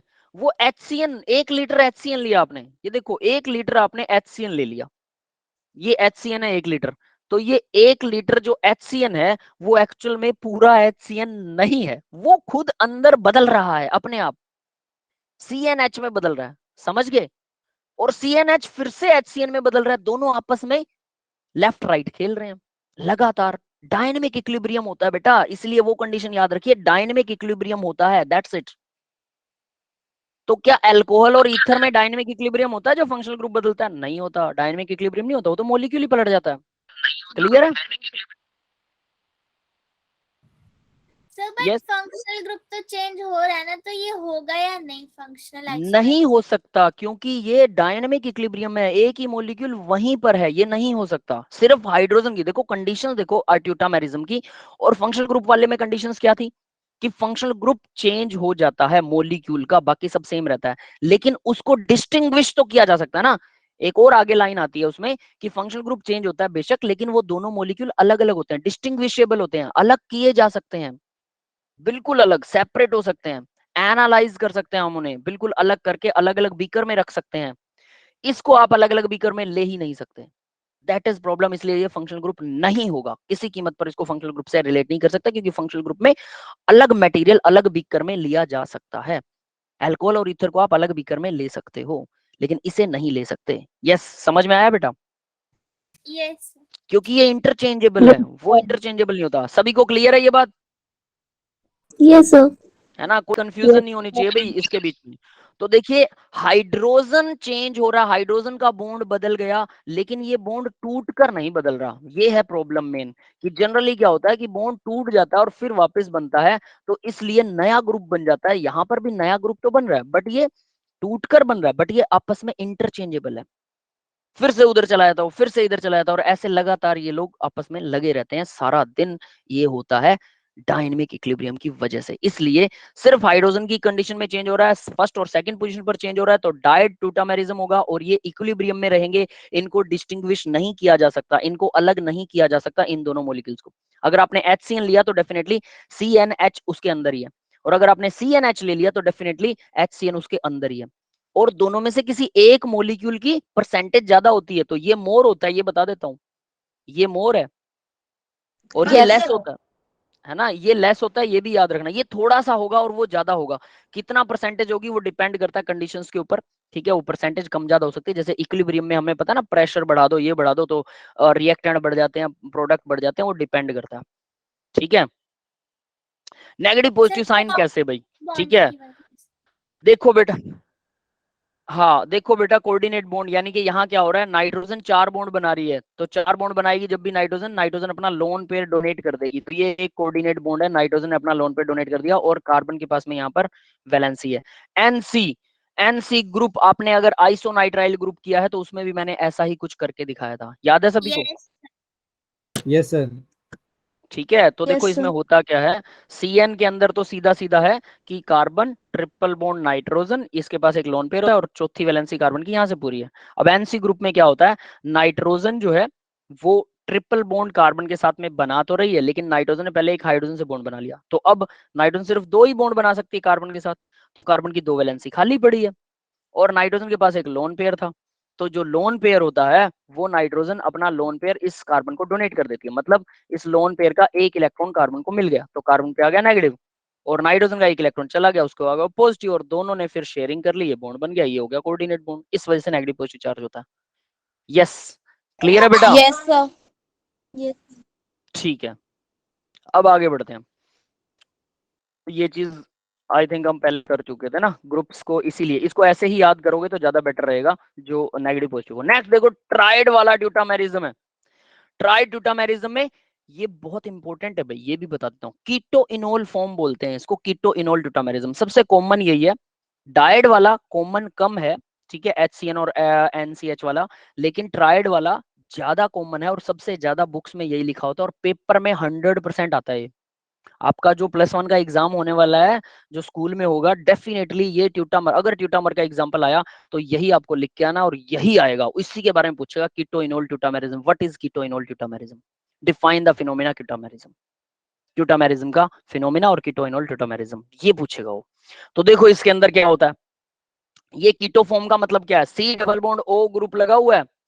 अब हम इसको एल्डिहाइड फॉर्म नहीं बोलते हैं। अब आप कहोगे सर ये तो एल्डिहाइड है, बिल्कुल एल्डिहाइड है, लेकिन इनको कोलेक्टिवली कीटो फॉर्म बोला जाता है। जब आप +2 के अंदर कैनिजेरो रिएक्शंस करेंगे, और एक दो और रिएक्शंस हैं जिनके अंदर कीटो एल्डिहाइड ये कीटो फॉर्म्स आएंगी, वहां पर उसको कीटो फॉर्म बोलते हैं, एल्डिहाइड फॉर्म नहीं बोलते हैं। ठीक है, क्यों? कोलेक्टिवली जनरली एल्डिहाइड की बजाय इसको कीटोन नाम दिया गया है। ठीक है, तो ये अब आपको याद रखना पड़ेगा, इसके पीछे कोई लॉजिक नहीं है, सीधा सीधा है कीटो फॉर्म। तो भाई एल्डिहाइड है तो इसको भी कीटो फॉर्म बोलते हैं। क्लियर है ये बात? Yes, sir. अब देखिए नेक्स्ट वाले में, देखिए इन, ये है इन, डबल बॉन्ड के लिए इन है, और ओल अल्कोहल, ओल, ये ओल के लिए अल्कोहल, ये अल्कोहल है। यस, क्लियर है ये बात? इन और ओल, है ना? Yes. तो डबल Yes, बॉन्ड sir. के लिए इन लगेगा और अल्कोहल के लिए ओल लगेगा, तो इसलिए इस फॉर्म को बोलते हैं, इस फॉर्म को बोला जाता है enol form, enol form, that is it. कैसे बनती है कीटो इनोल ट्यूटामेरिज्म? तो ये आपस में कैसे बनती है, और ये इनोल फॉर्म जो है ये लेस होती है, देखो ये एरो छोटा है लेस, ये एरो बड़ा है तो ये ज्यादा, यानी कि इस तरफ मोर होता है, ये मोर अमाउंट है, जनरल कंडीशंस के लिए बता रहा हूं, और ये लेस अमाउंट है। और ये जनरल कंडीशंस में होता है, अगर कंडीशंस बदल देंगे तो उल्टा भी हो सकता है। ठीक है, अब देखो ये बनता कैसे है, इसके लिए मैं इसको फिर से बना रहा हूं, ध्यान से देखना। और 1 2 3 ये आपको दिखाई दे रहा है, 1 2 3 तीन एटम्स हैं, यहां पर भी 1 2 3, इन तीन एटम्स के बीच में ही ट्यूटामेरिज्म चलता है। तो हुआ क्या, ये जो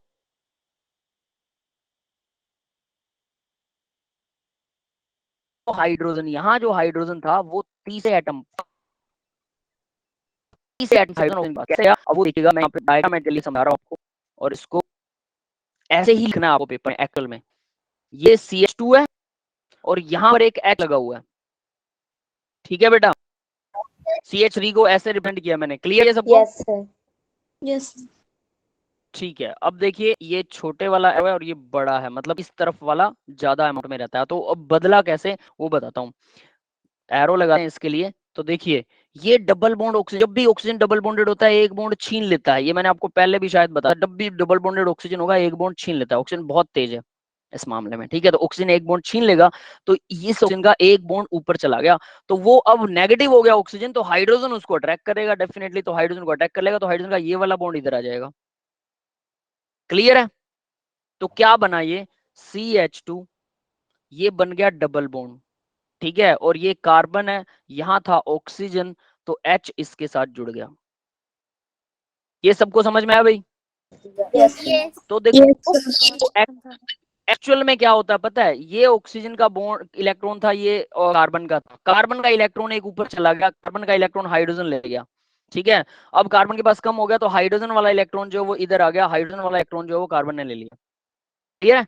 इलेक्ट्रॉन्स का हिसाब आना बहुत जरूरी है, याद रख लेना। क्लियर है सबको ये? Yes sir. ये सब समझ में आ गया बेटा? तो ये बन गया ओल, अल्कोहल बन गया, और ये बन गया इन, इन ओल फॉर्म बन गई, ठीक है। तो इसको इनोल फॉर्म बोलेंगे, इन ओल। ई का ई हटा दिया हमने, इनोल, डबल बॉन्ड के लिए EN ही लगता है। और ये है कीटो, ये कीटोनिक फॉर्म है, इसको कीटो फॉर्म बोलते हैं, हालांकि एल्डिहाइड है, ये हमें पता है। क्लियर है भाई? ये समझ में आया सबको? ऐसे ही बनाना, जैसे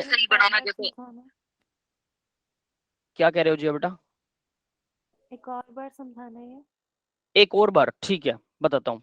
देखो नीचे वाला मॉलिक्यूल, आपको मॉलिक्यूल को बनाइए सबसे पहले। तो CH2, यहां पर मैंने H लगा दिया, CH3 था ये, और इसके साथ C डबल बॉन्ड O था, और यहां पर लगा हुआ H। तो कैसे बदलेंगे? तो इसके इलेक्ट्रॉन्स का हिसाब अगर आपको आ गया तो ज्यादा बेटर समझ में आएगा। ये ऑक्सीजन का इलेक्ट्रॉन है, ये कार्बन का है, ये बॉन्ड इधर गया, मतलब ऑक्सीजन ये यहां पर आ गया बॉन्ड, ऑक्सीजन का इलेक्ट्रॉन तो ऑक्सीजन के पास ही रहा, बट किसका गया? कार्बन का इलेक्ट्रॉन चला गया। तो यानी होगा क्या, कार्बन के ऊपर पॉजिटिव चार्ज आएगा जब ये बॉन्ड इधर जाएगा, ठीक है। तो मैं इसको नेक्स्ट थोड़ा सा स्टेप्स में कर रहा हूं ताकि आपको ज्यादा बेटर समझ में आए। तो ये कार्बन के ऊपर आ गया पॉजिटिव चार्ज, H वैसा का वैसा जुड़ा हुआ है, ऑक्सीजन का ये बॉन्ड टूटकर यहां चला गया, तो ये वाला इलेक्ट्रॉन कार्बन का था, ठीक है। इतना समझ में आया बेटा? Yes sir. अब देखो नेक्स्ट में क्या होगा, तो ये जो हाइड्रोजन का इलेक्ट्रॉन है, अब ये बॉन्ड इधर खिसक जाता है, तो इसका मतलब हाइड्रोजन का इलेक्ट्रॉन कार्बन के पास चला जाता है, इस कार्बन का तो यहीं रहता है, तो इस कार्बन का इलेक्ट्रॉन तो यहीं पर है, लेकिन हाइड्रोजन का इलेक्ट्रॉन कार्बन के पास आ गया, ठीक है। तो ये H जो है, अब H को कहां से मिला इलेक्ट्रॉन? H के ऊपर पॉजिटिव आना चाहिए, तो H का पॉजिटिव नहीं आता, क्योंकि H ऑक्सीजन से ले लेता है, तो ऑक्सीजन से इसने, हाइड्रोजन ने ले लिया इलेक्ट्रॉन, तो इसका हिसाब हो गया पूरा। और अब क्योंकि हाइड्रोजन वाला इलेक्ट्रॉन कार्बन के पास आ गया, तो उसका कार्बन का भी पॉजिटिव चला गया, और दोनों के बीच में डबल बॉन्ड बन गया। समझ में आया? Yes sir. ठीक है। Yes sir. तो इस तरह से आपको हिसाब आना चाहिए भी, किस पे पॉजिटिव आएगा किस पे नेगेटिव आएगा, और इस तरह से आपको ये सारा करना आना चाहिए। हमेशा इलेक्ट्रॉन्स का हिसाब अगर बराबर आता है तो आप मैकेनिज्म ऑर्गेनिक के बहुत आसानी से सीख जाओगे, और अगर इलेक्ट्रॉन्स का हिसाब नहीं करना आ रहा तो मैकेनिज्म्स में प्रॉब्लम आती है, ठीक है। तो इसलिए एक एक इलेक्ट्रॉन का हिसाब नहीं समझ में आ रहा, मैं फिर से दोबारा बता दूंगा, कौन कहाँ गया, किस पे पॉजिटिव बनेगा, फिर कौन न्यूट्रल हो जाएगा, फिर किसको इलेक्ट्रॉन मिलेगा। क्लियर है बेटा ये सबको? Yes sir. ठीक है, यस ठीक है। सर। तो चलिए अब आगे बढ़ते हैं। कीटो इनोल ट्यूटामेरिज्म, बस खत्म करने वाले हैं, 2 मिनट का रह गया है। Keto enol tautomerism very common होता है भाई, keto enol form C double bond O के बीच में होता है, यही चीज बता रखी है, ठीक है, वो हम डिफाइन कर चुके हैं। कंडीशंस हैं इसकी इंपॉर्टेंट थोड़ी सी। कंडीशंस देखिए क्या है, एक carbonyl compound having the hydrogen atom at its sp3 hybridised alpha carbon can show tautomerism. तो यहाँ जो दिखा रखा है ये अल्फा कार्बन वाला ही शो कर रखा है। C डबल बॉन्ड O जिस कार्बन से ग्रुप जुड़ा हो उससे नेक्स्ट वाले कार्बन को अल्फा कार्बन बोलते हैं। ये है हमारा अल्फा कार्बन। क्लियर है बेटा? ये अल्फा कार्बन है। Yes sir. अल्फा कार्बन उसने क्या कहा, अल्फा कार्बन sp3 होना चाहिए, तो sp3 हाइब्रिडाइज्ड है। ये कार्बन सिंगल बॉन्ड है, सारे के सारे 3 हाइड्रोजन जुड़े हैं, एक सिंगल बॉन्ड जुड़ा हुआ है, तो sp3 है। अल्फा कार्बन sp3 होना चाहिए। Yes. Yes, sir. Carbonyl compound having and hydrogen atom, carbonyl at its sp3 hybridised alpha carbon. sp3 hybridised alpha carbon, इस कार्बन के ऊपर हाइड्रोजन एटम होना चाहिए और कार्बोनाइल कंपाउंड होना चाहिए। कार्बोनाइल मतलब सी डबल बॉन्ड को कार्बोनाइल ग्रुप बोलते हैं। ठीक है, सी डबल बॉन्ड अकेला, वो एल्डिहाइड हो सकता है, कीटोन हो सकता है, कार्बोक्सिलिक एसिड हो सकता है, कुछ भी हो सकता है, लेकिन उसमें लगने वाला सी डबल बॉन्ड क्या है, वो कार्बोनाइल ग्रुप होता है। तो अगर कार्बोनाइल ग्रुप के साथ में अल्फा कार्बन के पास CH3 ग्रुप है, कम से कम एक हाइड्रोजन है, तो वो क्या बन सकता है, वो ट्यूटामेरिज्म दिखा सकता है। क्लियर है? ये है पहली कंडीशन। दूसरी कंडीशन इंपॉर्टेंट, ठीक है, जैसे एसिटाल्डिहाइड दिखा रखा, ऊपर वाला एसिटाल्डिहाइड ही है, ये एसिटाल्डिहाइड ही है। ठीक है, जो एग्जांपल आपको लिखा हुआ है वो एसिटाल्डिहाइड का है। नीचे देखो, ये वाला एग्जांपल थोड़ा इंपॉर्टेंट है, alpha beta unsaturated carbonyl compound. तो देखो भाई, alpha beta unsaturated carbonyl compound का मतलब क्या है, ये मान लो यहाँ H लगा हुआ है, ठीक है, तो नेक्स्ट कार्बन होता है अल्फा कार्बन, ठीक है, उससे नेक्स्ट होता है बीटा कार्बन। ठीक है, तो मैं यहाँ पर इनको नाम दे रहा हूँ, ये हो जाएगा CH2 और ये अल्फा कार्बन है, ये अब मानो इसके साथ में एक और कार्बन आएगा, गामा कार्बन। ठीक है, तो रुको, इसका कलर चेंज करना पड़ेगा। तो देखो यहाँ पर आएगा gamma carbon, alpha beta gamma, समझ में आया सभी को? यस। Yes, sir. है ना, अल्फा बीटा गामा मतलब जिस कार्बन पर ग्रुप लगा है उससे नेक्स्ट वाला कार्बन अल्फा होता है, उससे नेक्स्ट वाला बीटा होगा, ये बीटा कार्बन है, उससे नेक्स्ट वाला गामा, ये गामा कार्बन है। ठीक है, तो बीटा कार्बन के साथ जो हाइड्रोजन होती है वो बीटा हाइड्रोजन, अल्फा के साथ जो हाइड्रोजन है अल्फा हाइड्रोजन, गामा के साथ जो हाइड्रोजन है वो गामा हाइड्रोजन। ये भी क्लियर है? Simple Yes, sir. है ना। अब बात करते हैं, इसने क्या कहा कि वो कह रहा है कि carbonyl compound unsaturated, alpha beta unsaturated, alpha और बीटा के बीच में डबल बॉन्ड आएगा, ये डबल बॉन्ड होगा। ठीक है, तो भाई ये CH2 नहीं लगेगा, इसको मैं सही करता हूँ, तो डबल बॉन्ड है, ये CH आएगा, एक हाइड्रोजन इधर से कम, एक इसका इधर से कम। ठीक है, तो double bond alpha beta unsaturated double bonded जो कार्बन है, ठीक है, डबल बॉन्डेड यानी अल्फा और बीटा के बीच में अनसैचुरेशन है, मतलब डबल बॉन्ड है। आगे बढ़ते हैं, देखो कंटेन्स गामा हाइड्रोजन, और अगर उसके पास गामा हाइड्रोजन और sp3 हाइब्रिडाइज्ड कार्बन, तो ये जो कार्बन है ये sp3 है, गामा कार्बन sp3 होना चाहिए, तो गामा कार्बन sp3 है, सारे सिंगल बॉन्ड है, ऑब्वियस है, और गामा हाइड्रोजन भी है इसके पास में, ये भी ट्यूटामेरिज्म दिखा सकता है। क्लियर हुआ ये?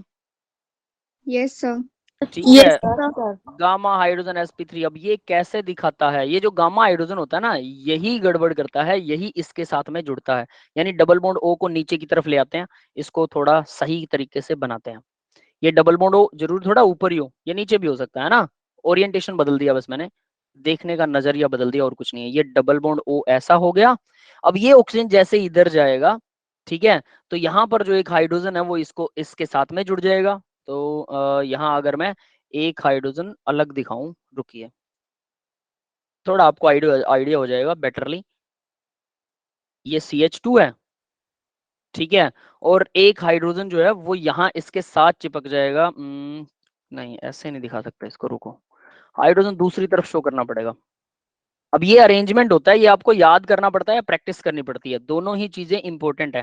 तो यहाँ मैंने ये CH2 दिखा दिया और ये लगा दिया H, अभी ठीक है, ठीक है, और ये गामा, ये है गामा कार्बन।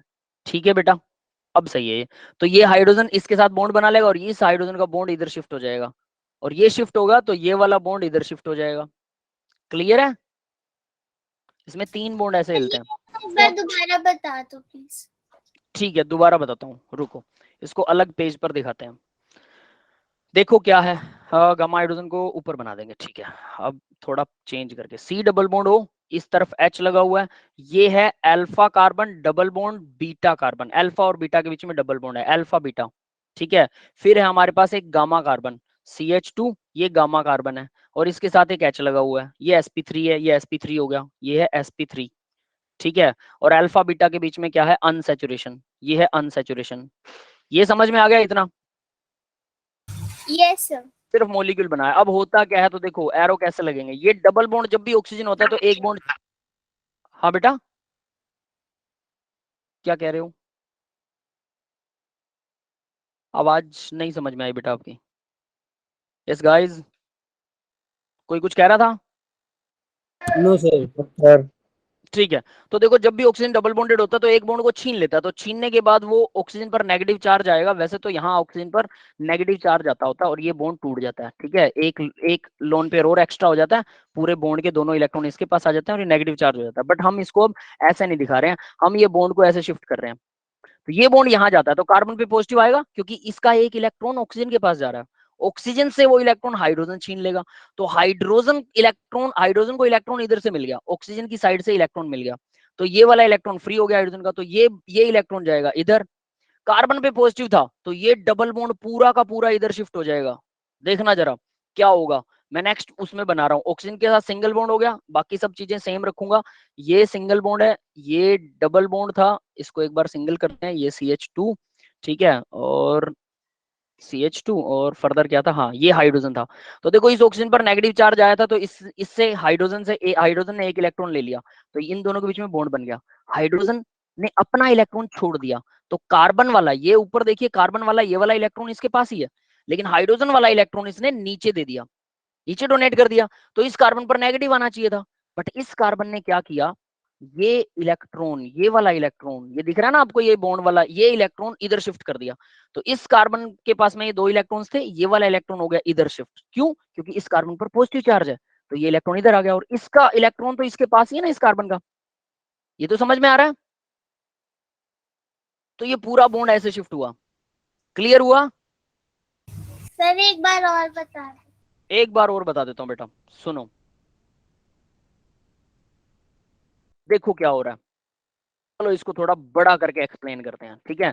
ये मॉलिक्यूल आपको समझ में आया, तो सबसे पहले ऑक्सीजन जो वो लोन पेयर को अपने पास एक्सेप्ट करेगी, तो हम इसको एक एक चीज को अलग डिफाइन करते हैं, ज्यादा बेटर समझ में आएगा। ऑक्सीजन के ऊपर आ गया नेगेटिव चार्ज, ये समझ में आ गया क्यों आया नेगेटिव चार्ज, तो इसके Yes. पास में अभी दो इलेक्ट्रॉन एक्स्ट्रा हो चुके हैं। वैसे तो ऑक्सीजन के पास दो लोन पेयर होते हैं, मैं सारा हिसाब देता हूँ चलो इलेक्ट्रॉन्स का। दो लोन पेयर ऑलरेडी है और एक बॉन्ड टूट गया, तो मतलब बॉन्ड में दो इलेक्ट्रॉन होते हैं, एक तो ऑक्सीजन का ऑलरेडी था ना, एक ऑक्सीजन के पास कार्बन वाला एक्स्ट्रा आ गया, तो ऑक्सीजन पे हो गया नेगेटिव चार्ज, ठीक है, और इस कार्बन पे हो गया positive charge.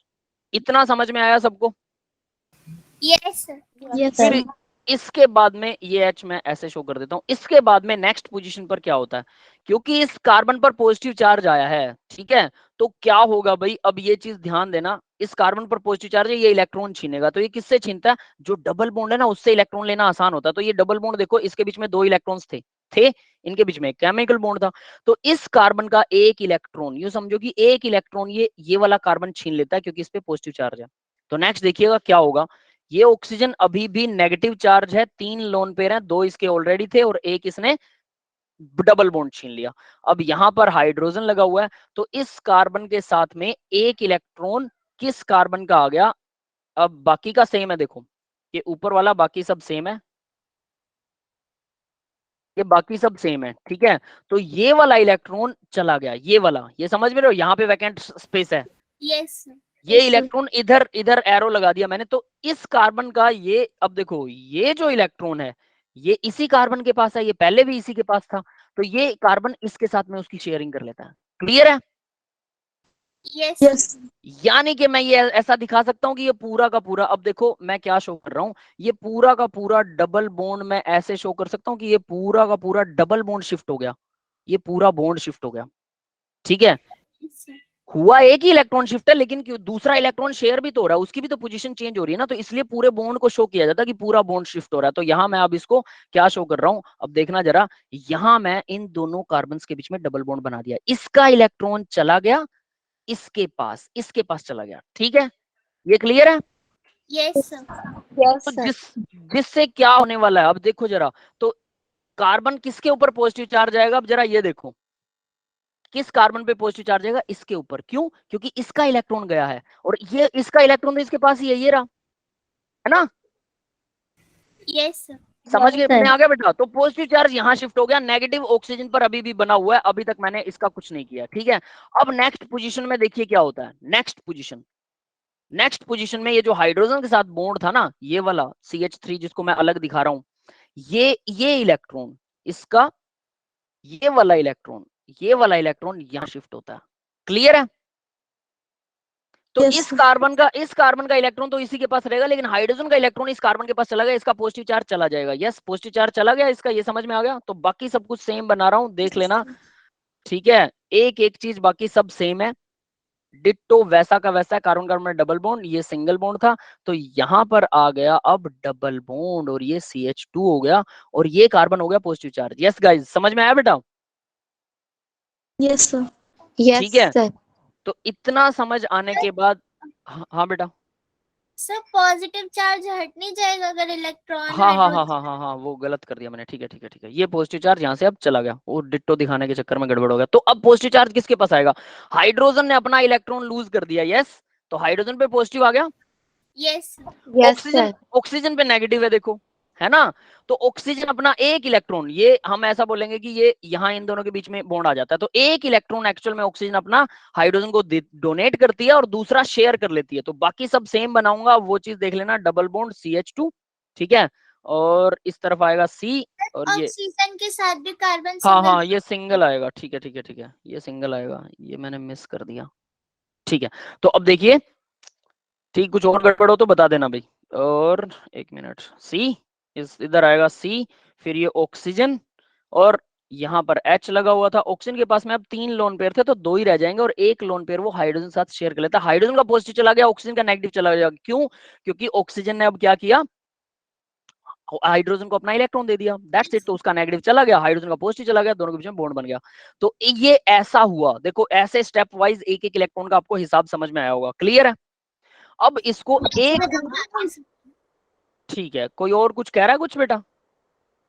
No, sir. No ठीक सर। है, तो अब देखिए इसको एक स्टेप में कैसे करते हैं। एक स्टेप में बता रहा हूं, ध्यान से देखना। एक स्टेप में सेम मॉलिक्यूल बनाया मैंने, ये अल्फा बीटा वाला, अल्फा ये है, बीटा ये है, गामा ये है, ठीक है। अब देखो एक स्टेप में कैसे करते हैं इसको। ये डबल बॉन्ड हो हाइड्रोजन और ऑक्सीजन के बीच में लग गया, तो हाइड्रोजन के पास में एक इलेक्ट्रॉन एक्स्ट्रा आ जाएगा, तो हाइड्रोजन अपना एक इलेक्ट्रॉन कार्बन को दे देता है, तो कार्बन इस नीचे वाले कार्बन के पास एक इलेक्ट्रॉन एक्स्ट्रा आ जाएगा, तो ये अपना इलेक्ट्रॉन जो है वो यहाँ शिफ्ट कर देता है, और इस कार्बन पे पॉजिटिव था वो पॉजिटिव भी चला जाएगा, तीनों इलेक्ट्रॉन्स ऐसे, और ये डायरेक्ट लास्ट वाला ये बन जाएगा। समझ में आया? Yes, sir. Yes, एक स्टेप में कैसे हुआ, तो ये सिंगल स्टेप के अंदर इस तरह से सिंगल स्टेप में हो जाएगा। ये सिंगल स्टेप है, ठीक है, एक ही स्टेप। तो इसको लिख देता हूं, आपके नोट्स में ही चला जाएगा, सिंगल स्टेप। ये हो गया सिंगल। वाइज भी एक्सप्लेन करके लिख सकते हैं ना? कर सकते हो बेटा, लेकिन ना प्रोसेसेस, ना कई प्रोसेसेस सिंगल स्टेप में होती हैं, ये भी सिंगल स्टेप में होता है, साइमल्टेनियसली एक साथ। वो उधर से अप्रोच कर रहा है तो दूसरा उधर से अप्रोच करेगा, तीसरा उधर से अप्रोच, और तीनों बॉन्ड एकदम से बदल जाएंगे, तीनों पलट जाएंगे, ऐसे समझ रहे हो, तीनों घूम गए। ठीक है, तो Yes. इसलिए ये एक ही स्टेप में करना है, बट आपको समझाने के लिए मैंने इसको थोड़ा तोड़ मोड़ के एक एक चीज, एक एक इलेक्ट्रॉन को एक एक बार, वो ऐसा थोड़ा होगा पॉजिटिव चार्ज बनेगा फिर वो नेगेटिव बनेगा। इतनी देर तक ऑक्सीजन नेगेटिव भी अटेन नहीं कर सकता। हमने क्या किया, यहाँ पे ऑक्सीजन को नेगेटिव बना दिया है ना। सबसे पहले ये स्टेप किया हमने, ऑक्सीजन को नेगेटिव बनाया। चलो मैं इनको थोड़ा एरो भी लगा देता हूँ, ऑक्सीजन को नेगेटिव बनाया। फर्दर फिर ये दूसरा स्टेप किया, ठीक है, फिर ये तीसरा स्टेप किया। तो ऐसा नहीं होता है कि इतनी देर तक कोई वेट नहीं करता, ठीक है, ये रिएक्शन चल रही है तो ऑब्वियस है इतनी देर तक वो वेट करेगा भी नहीं रिएक्शन के अंदर। तो डेफिनेटली वो एक ही स्टेप में होती है, बट समझने के लिए आप ऐसे कर सकते हो, एक एक इलेक्ट्रॉन का हिसाब जरूर आपको आना चाहिए। जब ऐसे करोगे तो वो वाला समझ में आएगा, वो देख के समझ में आएगा। अच्छा ये पूरा बॉन्ड इधर शिफ्ट, देखो ये रोड है, ऑक्सीजन के बीच में डबल बॉन्ड है, ठीक है, जो सिंगल स्टेप वाला मैंने बोला ना, सिंगल स्टेप में हो रहा है, उस मॉलिक्यूल को देखो, ऑक्सीजन के बीच में ये रोड है डबल बॉन्ड, ये पूरा ऐसे शिफ्ट हो गया ऐसे ही। तो क्या हो रहा है, ये नीचे वाला इलेक्ट्रॉन ऊपर चला गया, ये वाला यही है। समझ में आ रही है बात? Yes. Yes, तो sir. ये पूरी की पूरी रोड में, मतलब नीचे वाले कार्बन के ऊपर पॉजिटिव चार्ज आएगा, और हाइड्रोजन को इलेक्ट्रॉन मिल रहा है, तो हाइड्रोजन क्या करेगा, अपना इलेक्ट्रॉन दूसरे कार्बन को दे देगा, फिर दूसरे कार्बन पे नेगेटिव चार्ज आएगा, तो वो पॉजिटिव चार्ज वाले कार्बन की तरफ अपने आप अट्रैक्ट हो जाएगा। तो ऐसे करके आप रोड, पूरे रोड को घुमा दो। वैसे आसान लगता है, बहुत आसान, बट कई बार इलेक्ट्रॉन का हिसाब करना बहुत जरूरी होता है, उसके बिना समझ में नहीं आता। ठीक है, तो इस तरह से आपको ये क्लियर कट अच्छे तरीके से डिटेल में आना ही चाहिए भाई। ठीक है बेटा, समझ में आ गया सबको? Yes, sir. Yes, sir. ठीक है, तो ये ट्रायड वाला था, ठीक है, जिसको पीछे करते हैं। तो ये ये गामा हाइड्रोजन हो तब भी ऐसा हो सकता है, और ये आपके सामने एग्जांपल है। ठीक है, अब Yes, आगे sir. बढ़ते हैं। Stability of tautomerism, generally C carbon greater strength होती है सी डबल बॉन्ड ओ की, यानी कि कीटो फॉर्म ज्यादा स्टेबल है as compare to carbon carbon, वो इनोल फॉर्म की बजाय, क्योंकि कार्बन ऑक्सीजन बॉन्ड ज्यादा स्टेबल होता है as compare to carbon carbon bond, that is why. Clear है, कीटो फॉर्म ज्यादा स्टेबल होती है जनरली, लेकिन कंडीशनें बदलने पर कीटो फॉर्म भी अनस्टेबल हो सकती है, और हमारी जो इनोल फॉर्म है वो ज्यादा स्टेबल हो सकती है, तो डिपेंड करता है भाई, दैट इज नथिंग। ठीक है, समझ में आ गया बेटा सबको? For today's lecture Yes, guys sir. इतना ही था। Yes, sir. ठीक है, आसान लेक्चर है, नथिंग स्पेशल इन दिस। मैं अब रिकॉर्डिंग ऑफ कर रहा हूँ, किसी को डाउट है तो डाउट पूछिए।